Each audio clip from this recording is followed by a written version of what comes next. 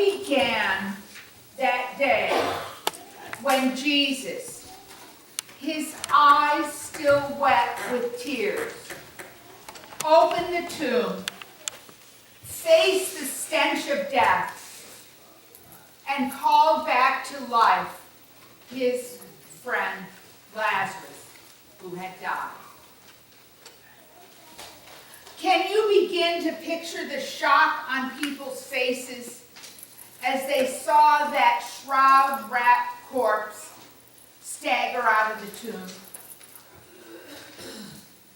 It's one thing to proclaim to a grieving relative, "Your brother will rise again," as Jesus said to Martha. It's one thing to proclaim, "I am the resurrection and the life," as Jesus proclaimed to that listening crowd. People proclaim many things, but to see Lazarus coming forth from that tomb, to be one of the bystanders that rushed over to Lazarus to unwrap those burial cloths and set him free. Well, something entirely new entered the world that day. The finality of death had been called into question. Tears of sorrow were replaced by tears of joy. Everyone there that day knew that death had a master, and that master was Jesus Christ. Soon enough, it would be Jesus in the tomb. Jesus, after his bloody and brutal death on the cross. But once again, in a borrowed tomb, in a different cemetery, the stone would be rolled away. The grave clothes would be laid aside. And the one who was dead would rise again. Now we understand that that scene from the Gospel of John is meant to be understood as a sign. Our destiny is not an endless cycle of life and death on earth. In the Gospel of John, Jesus worked many signs, so we could see in a visible and very public way what the invisible God was like.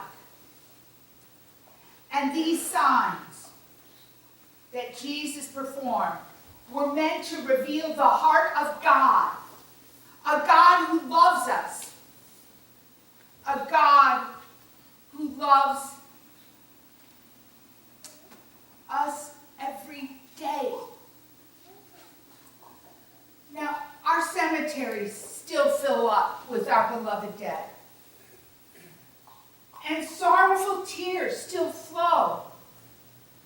But as we look beyond the grave, we see the saints. We see God's faithful people of every time and every place, alive with God in the kingdom of heaven. In a place where every tear is wiped away. In a place where death is swallowed up forever, as Isaiah says. In that place where death is no more, as the book of Revelation declares.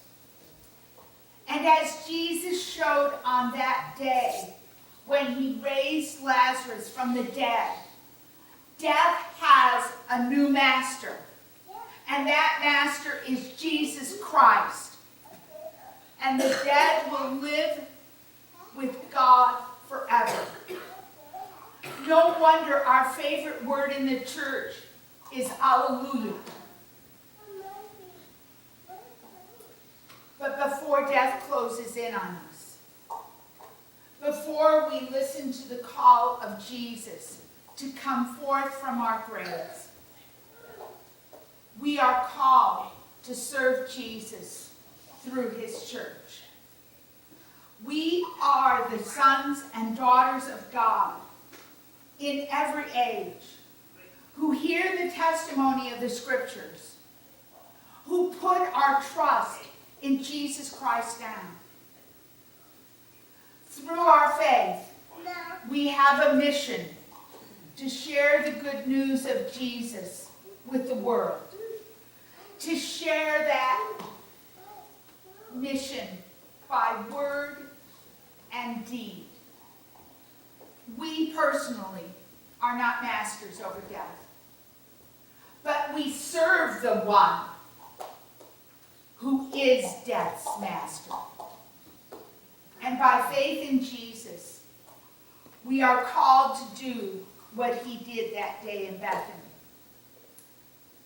We are called to weep over the sorry condition of our world, where so many suffer and so many die. We are called to weep over people who are living without hope, people who are entombed by greed or apathy towards others. We are called to face the stench of death as Jesus did, to call forth new life, to call forth new hope.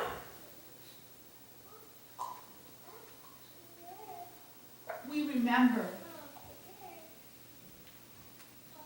just last week when a man shot 11 people in their place of worship, and he proclaimed that all Jews must die. We have to face racial bias and racial hatred. Racism reeks of the stench of death. But with the courage of Jesus Christ, we in the church can cast it out. The people of Yemen are starving, and they're caught in a political war between Saudi America and Iran. Pictures are starting to leak out on the conditions of those little villages where supplies have been cut off. As the Church of Jesus Christ, how do we remind death that there is a new master in town, and that master is Jesus? How do we aid starving and dying multitudes in that faraway place? Right here in Buffalo, we have those same issues with a growing homeless population. Every day, there are 2,000 teenagers out of that homeless population. Runaway kids who are on the streets every night. Poverty carries the stench of death. How do we call people forth from that homeless tomb and offer them new life and new hope? This is the works of the saints here. This is all of our work. And before we get to be saints up there in the church triumphant, we are called to be saints right here. We are called to be a holy people serving our holy God. This is the work that Jesus Christ did. This is the work of his church.